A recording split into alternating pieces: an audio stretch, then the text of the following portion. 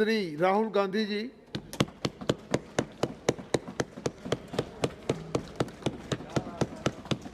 Thank you, Chairman Sir, for allowing me to speak on, Speaker Sir, for allowing me to speak on the presidential address.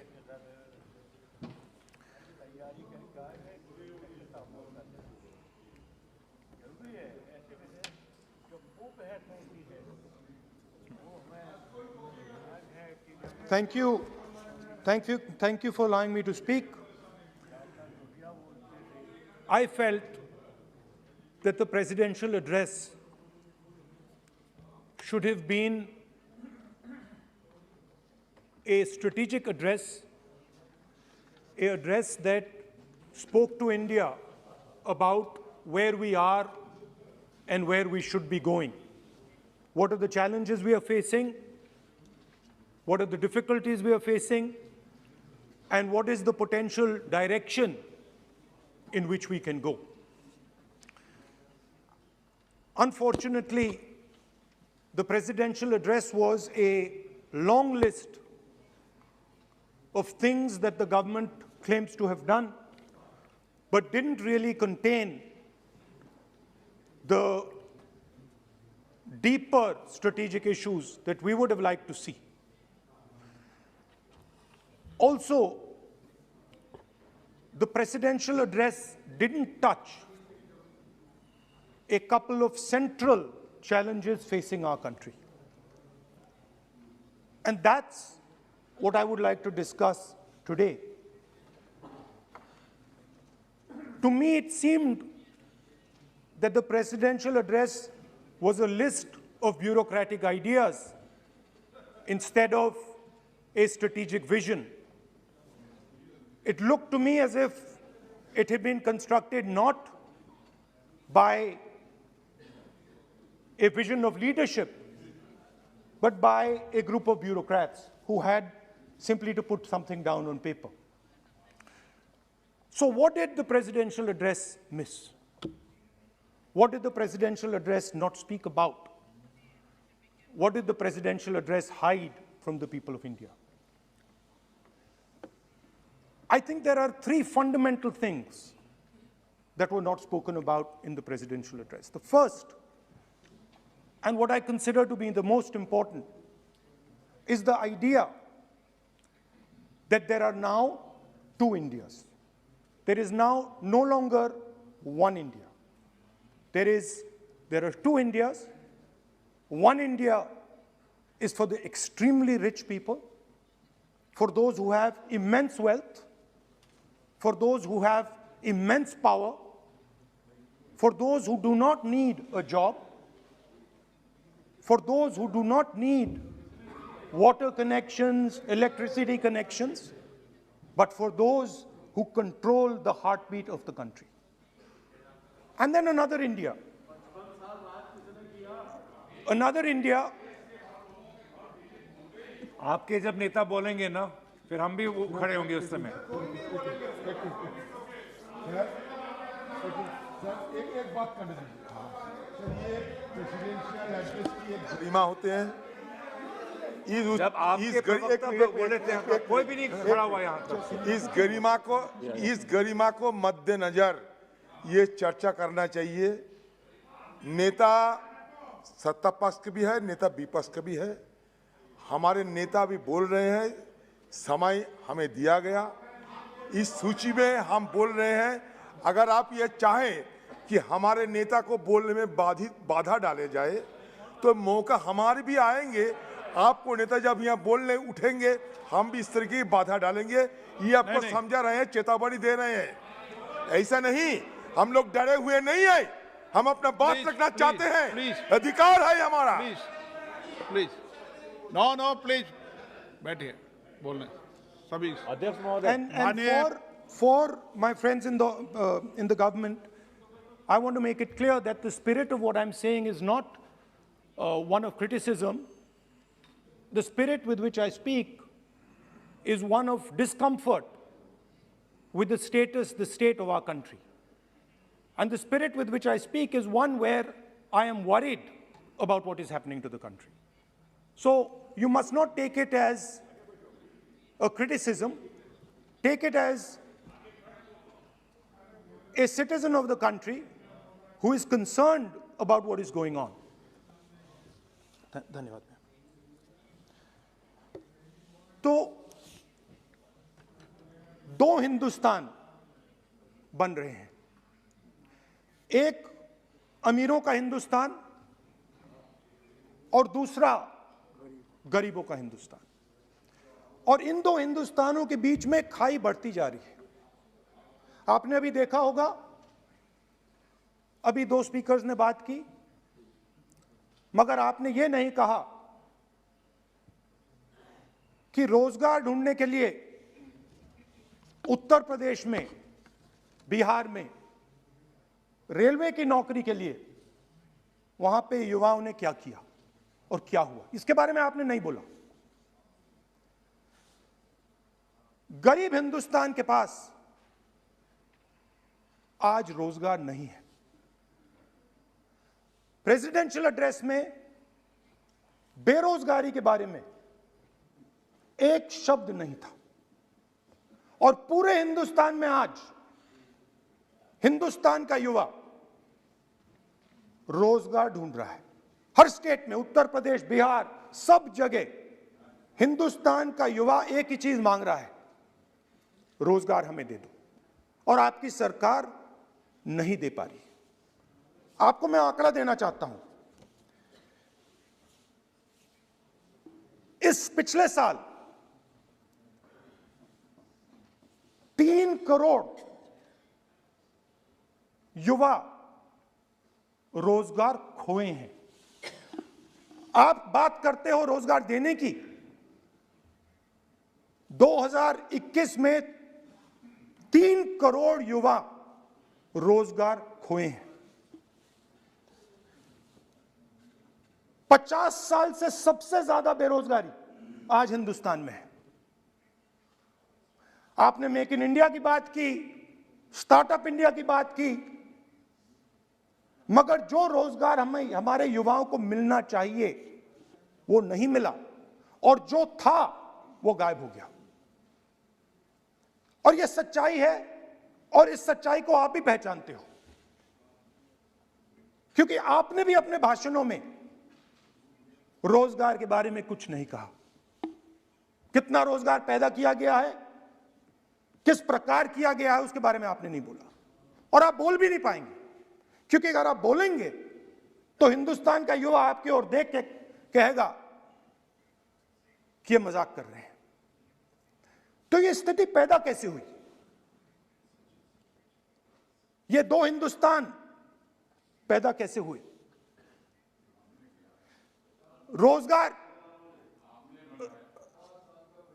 रोजगार small और medium industry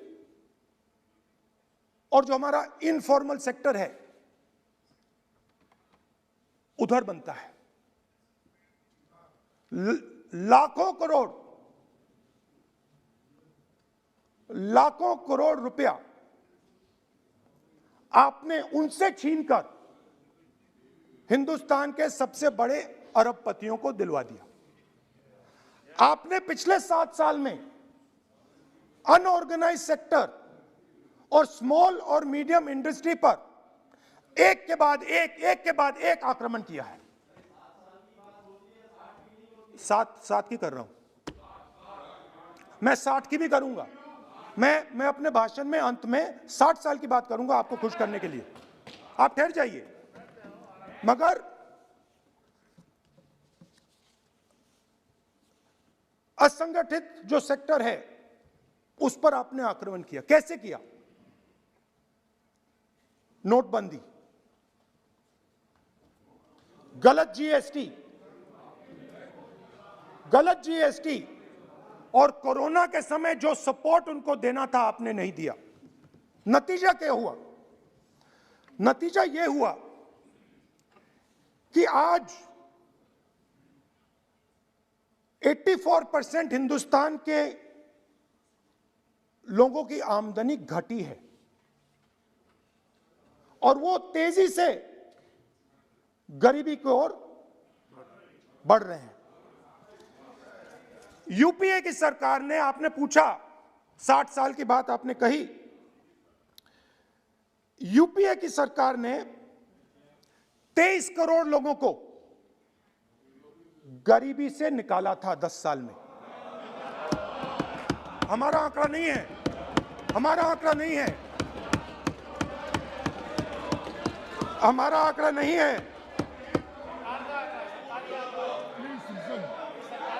सब जानते आप हंसिए, हमारा आंकड़ा नहीं है, यह सच्चा आंकड़ा है। 27 करोड़ लोगों को, 27 करोड़ लोगों को हमने गरीबी से निकाला था और 23 करोड़ लोगों को आपने गरीबी में वापस डाल दिया।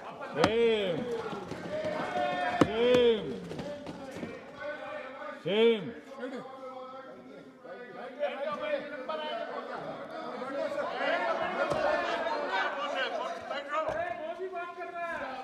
और हो क्या रहा है,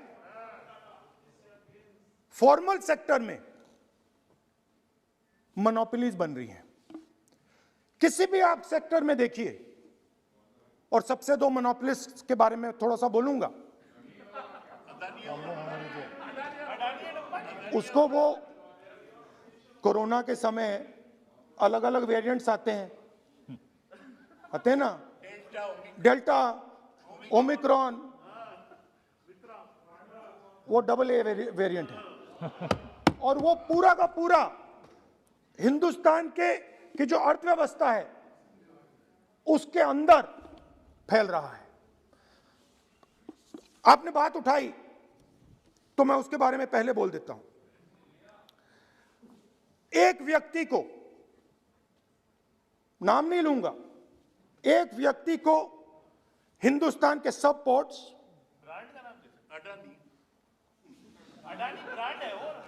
ब्रांड, हिंदुस्तान के सब पोर्ट्स, हिंदुस्तान के सब एयरपोर्ट,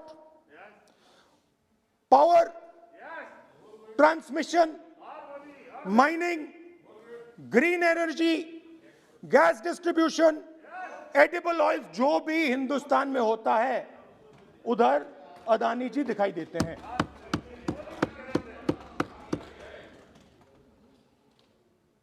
और दूसरी side Ambani ji petrochemicals, telecom, retail, e commerce में मोनोपोलियां। तो पूरा का पूरा धन जो है चुने हुए लोगों के हाथ में जा रहा है। और आपने जो असंगठित सेक्टर को खत्म किया, देखिए अगर आप इनफॉर्मल सेक्टर को खत्म कर देते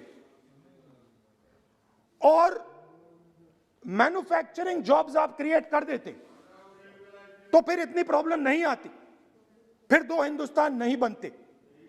मगर आपने क्या किया, आपने असंगठित सेक्टर को खत्म कर दिया। नोटबंदी, जीएसटी, कोरोना, सारे के सारे जो स्मॉल और मीडियम बिजनेसेस हैं उनको आपने बंद कर दिया। बोलने दीजिए, बोलने दीजिए। सारे के सारे जो स्मॉल एंड मीडियम इंडस्ट्री है आपने उसको खत्म कर दिया, नष्ट कर दिया। अगर आप उनकी मदद करते, और अगर आप उनकी मदद करते, उनको सपोर्ट देते, तो फिर मैन्युफैक्चरिंग सेक्टर तैयार हो सकता था। मगर जो लोग आपका मैन्युफैक्चरिंग सेक्टर बना सकते थे उनको आपने खत्म कर दिया। तो आज हिंदुस्तान में आप made in India, made in India, made in India की बात करते रहते हो। मेड इन इंडिया हो ही नहीं सकता। आज बात खत्म हो गई है, क्योंकि मेड इन इंडिया वाले हैं कौन? मेड इन इंडिया वाले स्मॉल मीडियम वाले हैं, उनको आपने खत्म कर दिया। मेड इन इंडिया वाले कौन हैं? असंगठित लोग हैं, उनको आपने खत्म कर दिया, हटा दिया, परे कर दिया। मेड इन इंडिया नहीं होने वाला है। अरे भाई, मेड इन इंडिया करने के लिए, मेड इन इंडिया करने के लिए स्मॉल और मीडियम इंडस्ट्री को ही बड़ा करना पड़ेगा। बिना स्मॉल और मीडियम इंडस्ट्री को सपोर्ट दिए मेड इन इंडिया हो ही नहीं सकता है।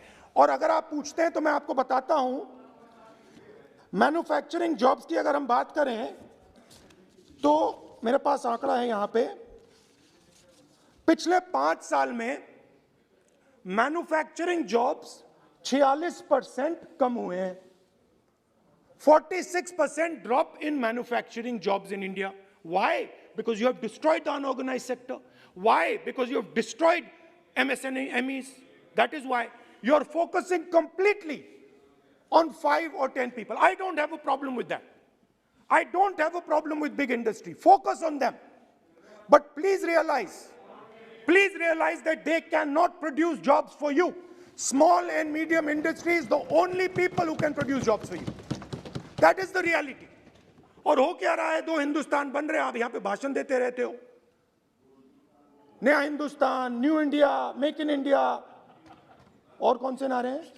Startup India. आप ये बोलते रहते हो और देश में बेरोजगारी फैलती जा रही है. और आप ये मत सोचिए कि ये जो गरीब हिंदुस्तान है जिसको आप बना रहे हैं, ये मत सोचिए कि ये चुप बैठा रहेगा. ये मत सोचिए कि ये चुप बैठा रहेगा. ये चुप नहीं बैठा रहेगा. इस हिंदुस्तान को सब कुछ दिख रहा है. इस हिंदुस्तान को दिख रहा है कि आज, सुनिए, इन लोगों को दिख रहा है कि आज, ये आंकड़ा आप सुनिए, ये आपकी सरकार की देन है, ये आंकड़ा अच्छी तरह सुनिए. इस गरीब हिंदुस्तान को दिख रहा है कि आज हिंदुस्तान के 100 सबसे अमीर लोगों के पास हिंदुस्तान के 55 करोड़ लोगों से ज्यादा जायदाद है. बात समझिए. 10 लोगों के पास 40% हिंदुस्तान से ज्यादा धन है. 10 लोगों के पास. यह कैसे हुआ? यह आपने किया. यह नरेंद्र मोदी जी ने किया. और तो मैं आपको एक सुझाव देता हूं, प्रधानमंत्री जी को आपको सुझाव देता हूं. ये जो 2 आप हिंदुस्तान आप बना रहे हैं, इन 2 हिंदुस्तानों को जोड़ने का काम जल्दी से शुरू कीजिए. स्मॉल एंड मीडियम इंडस्ट्रीज की मदद करना शुरू कीजिए. जो हमारे बेरोजगार युवाएं हैं उनकी मदद कीजिए. और ये जो आप पूरा का पूरा धन इन्हीं 5-10 लोगों को दे रहे हो, क्योंकि ये आपकी मार्केटिंग करते हैं, आपको टीवी, व्हाट्सएप, फेसबुक पे लगाते हैं, ये काम आप बंद कीजिए. नहीं तो देश का नुकसान होगा. आपका नहीं, देश का नुकसान होगा. तो पहला मेरा सुझाव यह है. नंबर 2 और नंबर 3 भी है, अभी आएगा वो. और वो जो आपने 60 साल की बात कही थी, वो नंबर 3 में आएगा. Now, I'd like to speak. There are. आप तो Now, there are 2 competing visions of this country, which is frankly the main difference between us and them. If you read the Constitution of India, you will find, and many of my colleagues who have not read it should look at it, you will find that India is described as a union of states. India is not described as a nation, it is described as a union of states. What does that mean? That means my brother from Tamil Nadu has to have the same right as my brother from Maharashtra, as my sister from Maharashtra, as my brother from Uttar Pradesh, as my brother from Bihar, as my sister from Manipur, Nagaland, Mizoram. That's what it means. What it means, Jammu Kashmir, of course, Jammu Kashmir, Nagaland, of course, Andaman Nicobar, of course. That is Lakshadweep. Now, what is the difference? You have to understand this. This is a serious matter. I would like to have your view on it. And I would like this Parliament House to start serious discussions instead of the type of discussions that we're having. That is why it is serious. It is serious, and I would like a serious response. Right? What I heard, frankly, what I heard in the first address today was not serious. What I heard Mr. Dwivedi say was not serious. It did not behoove this House. It was not at the standard that this House should be used to. It is not at the standard that India should watch. Now, let me come back to the discussion. Let me come back to the discussion, Speaker Sir. There are two visions.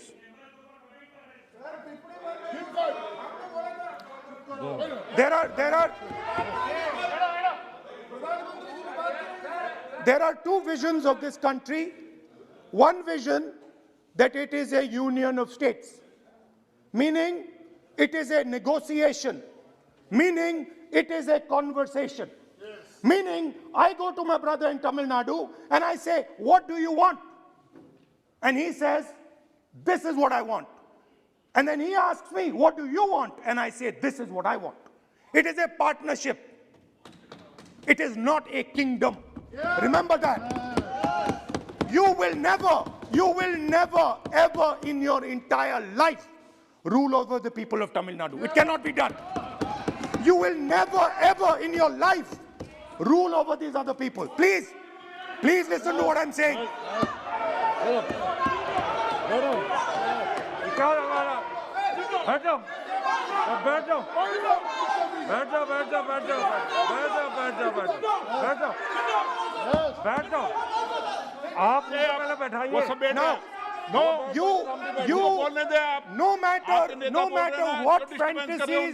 No matter what fantasies you might have, you will never ever rule over the people of the states of India. It has never been done in 3,000 years. Never ever. The only way India has been ruled, and you can look at any empire you want.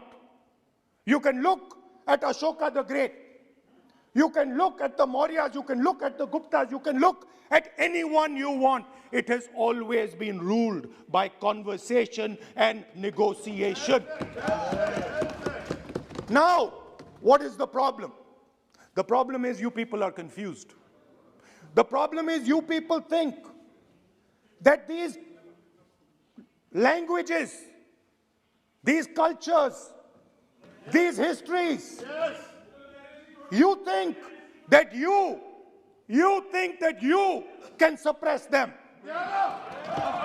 You have no idea of history. You have no idea what you are dealing with. Because the people of Tamil Nadu have inside their heart the idea of Tamil Nadu, the idea of the Tamil language, and then also the idea of India. Do not be confused. The people of Kerala have the idea of, I am telling you the truth. The people of Kerala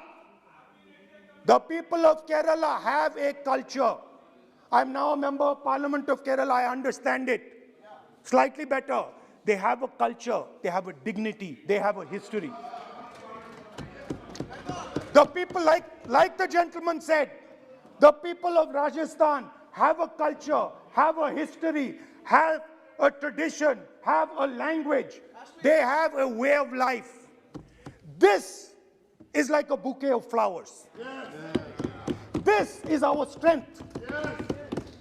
I learn from the people of Tamil Nadu. I learn from the people of Rajasthan. I learn even from you. Every day I learn from you. I do. It's not funny. It's not funny. I learn from you. Right? It's not funny. Anyway, there is another vision. A vision that India can be ruled by a stick from the center. You people have no idea of history. Because every time it has been attempted, that stick has been broken and smashed. Now what is happening as a result of your flawed vision of the country? Two Indias are of course being created. Two Indias are of course being created. Speaker sir, अध्यक्ष महोदय,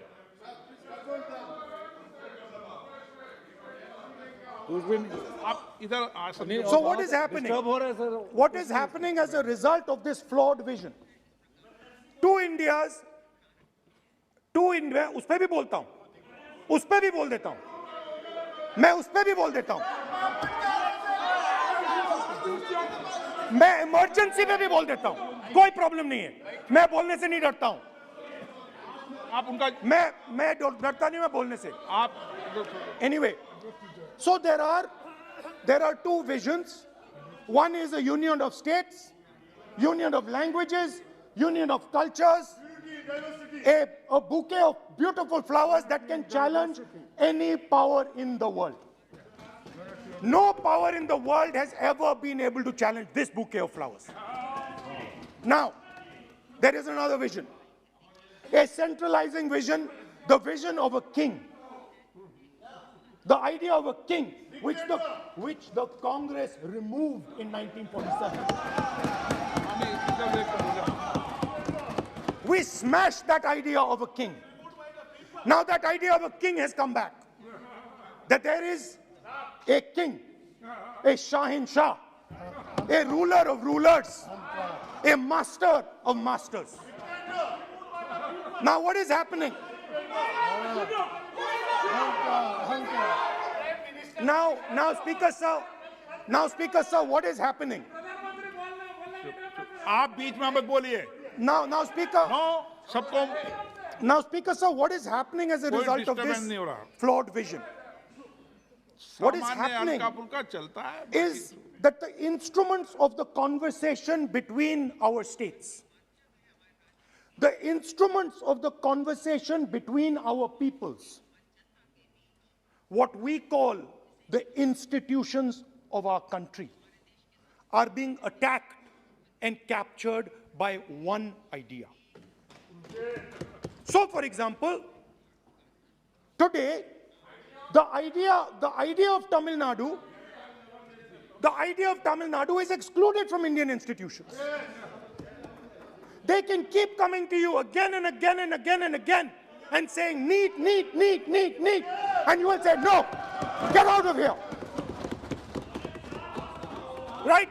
They do not have a voice in your framework. The farmers of Punjab can stand up and say, we do not agree with these 3 laws. They do not have a voice in your framework. Only the king has the voice. The farmers can sit for 1 year. They can sit for 1 year outside in Corona. They can die, doesn't matter. The king does not agree. You do not listen to anybody. And even all of you, my dear brothers and sisters in the BJP, I saw my Dalit colleague speak today, Paswanji. I saw him. Yes. He knows the history of the Dalits. He knows who has oppressed the Dalits for 3,000 years. And he is speaking with a hesitancy. He is speaking without. I am proud of him. I am proud of this gentleman. He has spoken to me what is in his heart. I am proud of this man. But he is in the wrong party. Don't worry, घबराइए मत.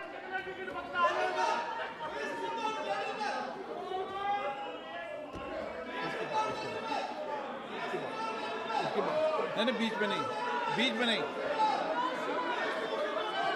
तो बीच में थोड़ी बोलेंगे, बाद में, no. Look, Speaker sir, I am a democratic person. I will allow him to speak. ये सुनो, एक मिनट, ये आप किसी को इजाजत नहीं दे सकते, ये अधिकार मेरा है. प्लीज बैठ जाइए.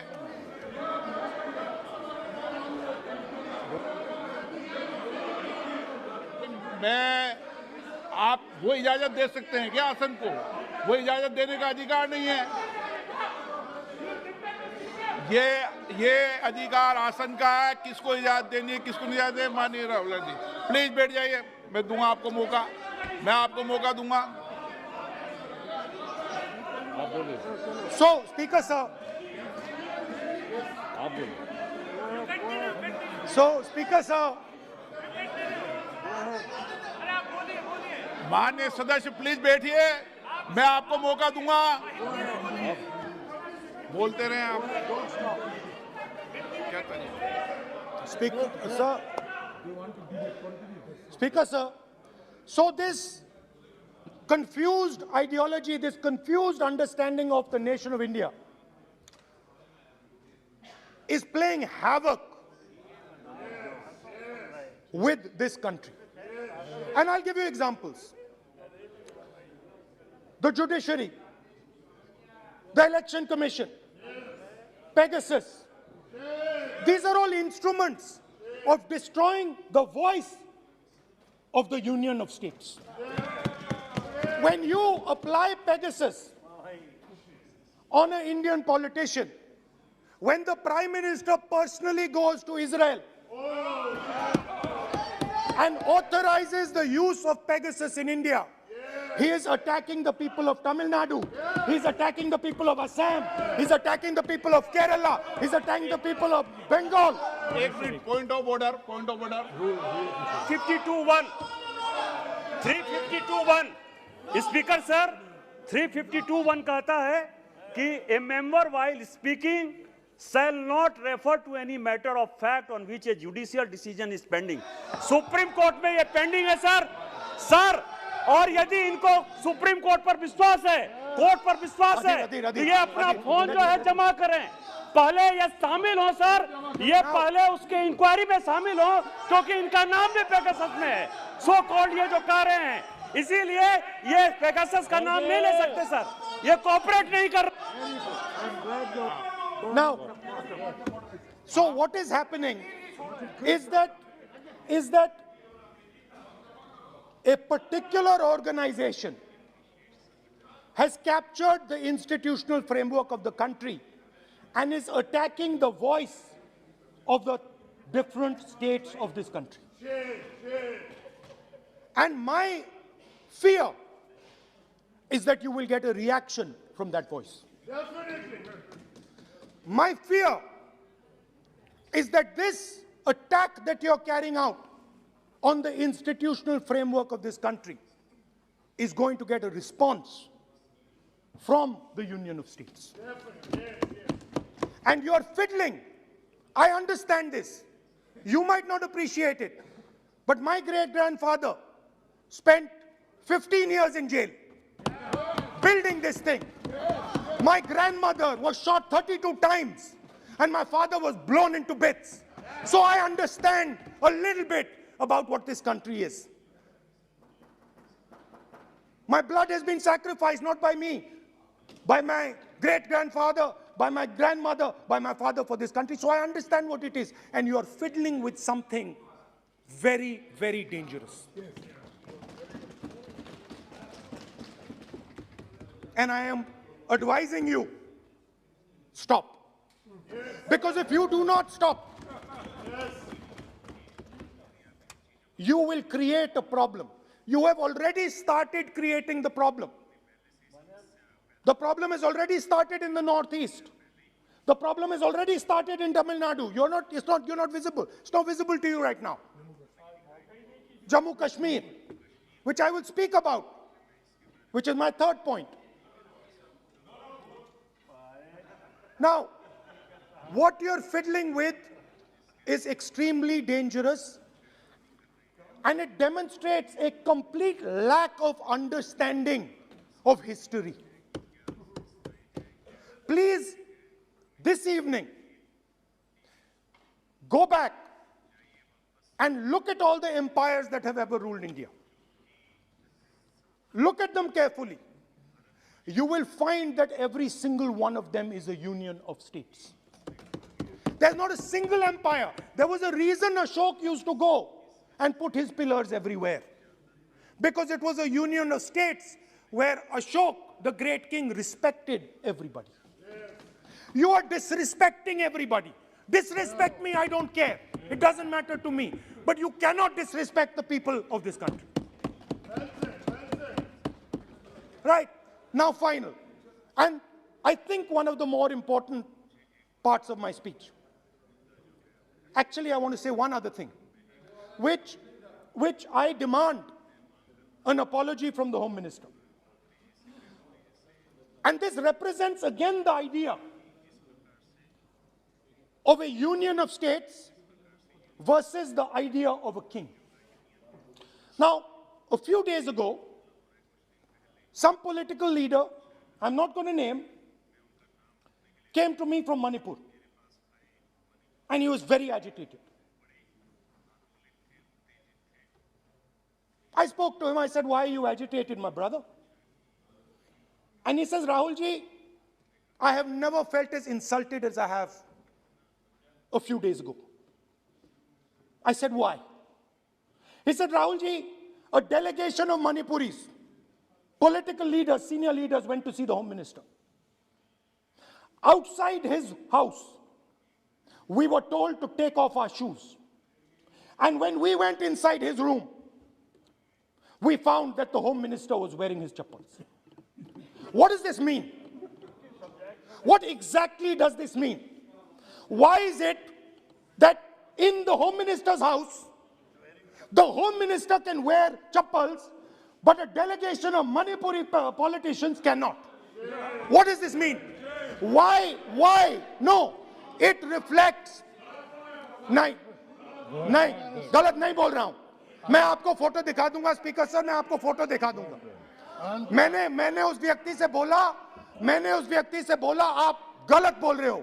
उसने कहा राहुल जी मैं आपको फोटो देता हूं, और फोटो दी उसने मुझे. This is not the way to deal with the people of India. Anyway, now let me come to my final and I think most important point. Go ahead. We are sitting. संस्कृति ये होती है कि वो भी जूते उतारे और आप भी.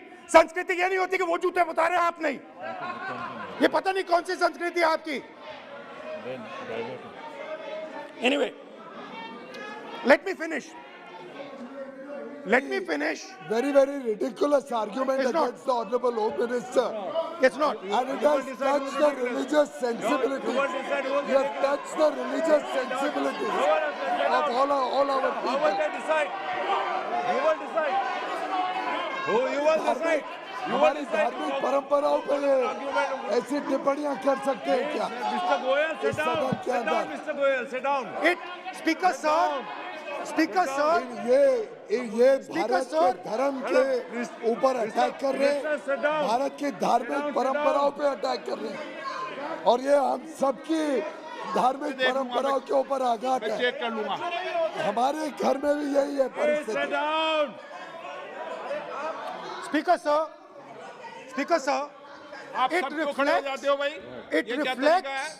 it reflects a mentality. It reflects a sense that I am bigger than you.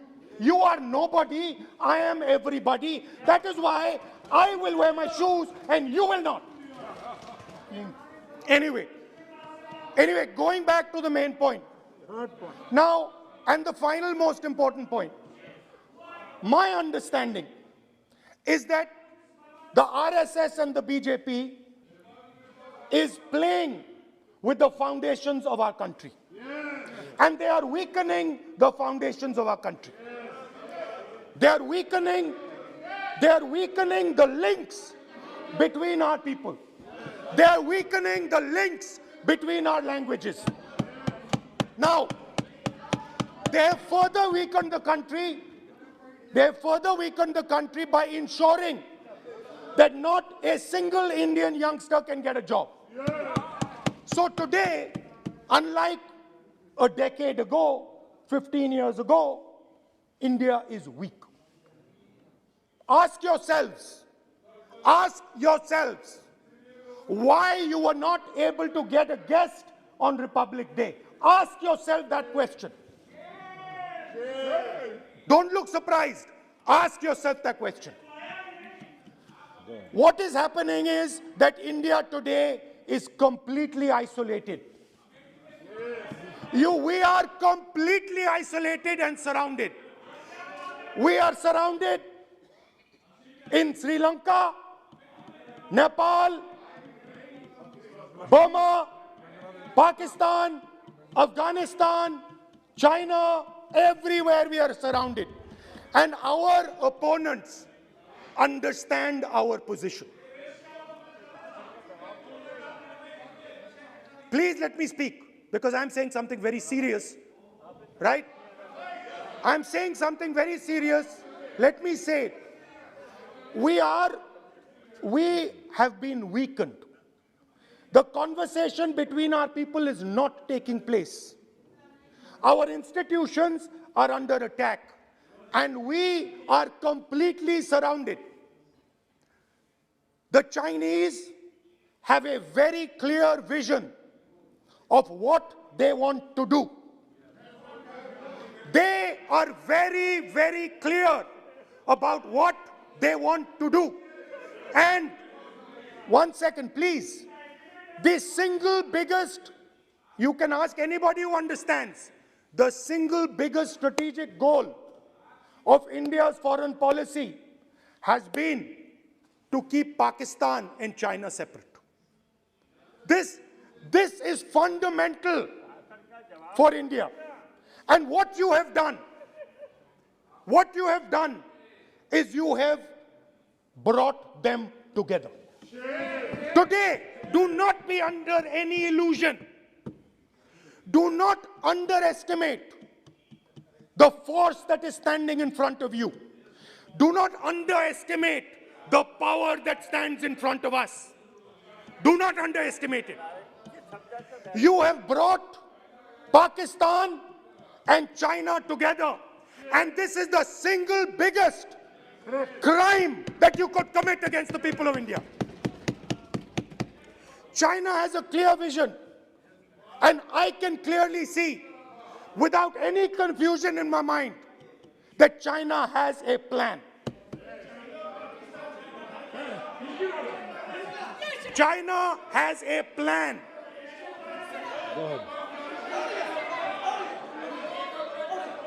I can see without any doubt that the Chinese, please, we are all nationalists, so let us discuss properly.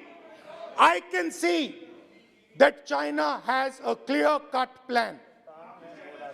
The foundations of their plan have been put in place in Doklam and in Ladakh.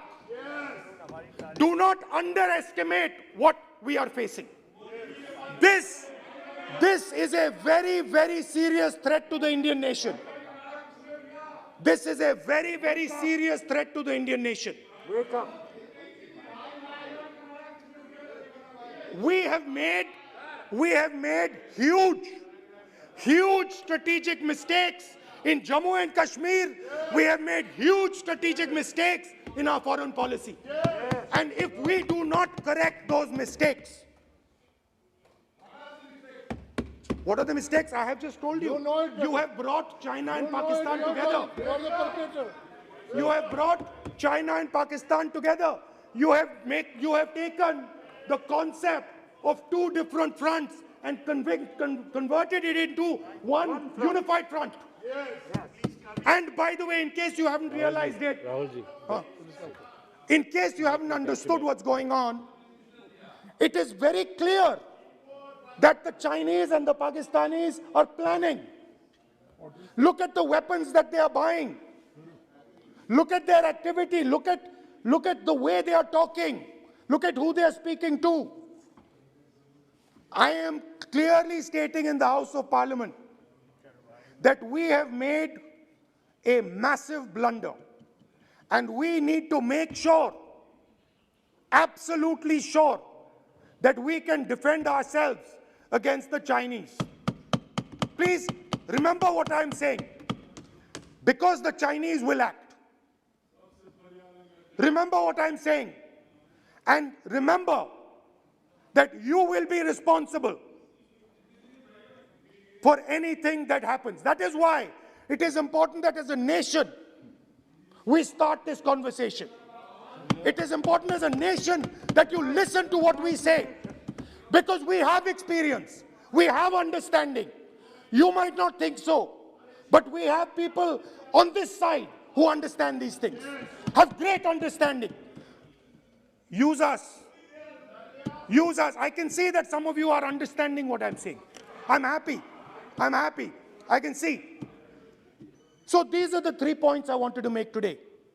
The nation is now at risk. The nation is at risk. The nation is at risk from outside. From inside. The nation is at risk from inside. And that is a very dangerous place for a nation to be. And I don't like it. I'm very uncomfortable with my nation, with my beloved country standing where it is standing. Completely isolated on the outside, fighting on the inside, institutions captured, states not able to speak to each other. This worries me. It frightens me for my country. And so that is why I thought it was important that I speak today. I know that many of you will just rubbish what I'm saying. I understand it. That's what you've been told to do. And I'm happy to let you do it. But remember what I said. You are putting this nation, this wonderful nation and its people at huge risk. Stop. Thank you. Excellent.